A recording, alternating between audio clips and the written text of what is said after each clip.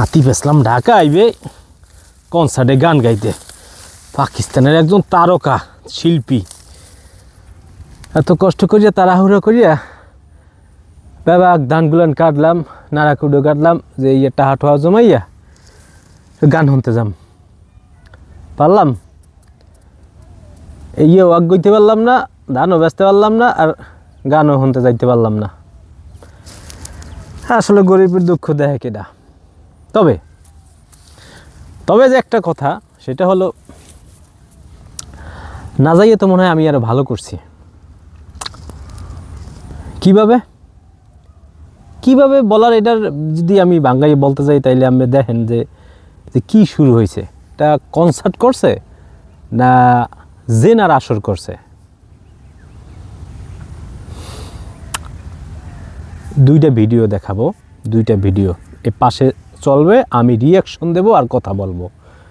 এই দেখেন, এই ভিডিও চলতেছে, এই দেখেন, ওয়েট এন্ড সি, দেখেন দেখেন, এই যে এই বিষয়টা। তো এটা কি হলো? এটা জেনার আসর হলো না কনসার্ট হলো, কোনটা?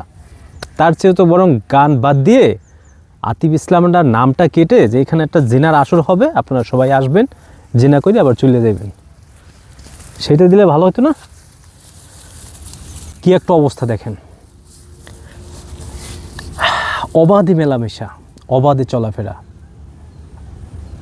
এটার কি সমাধান দিবেন? এটা কনসার্ট হলো না জেনার আসর হলো, কোনটা হলো? তো না যাইয়ে ভালো করছি না, এখন অনেক ভালো করছি।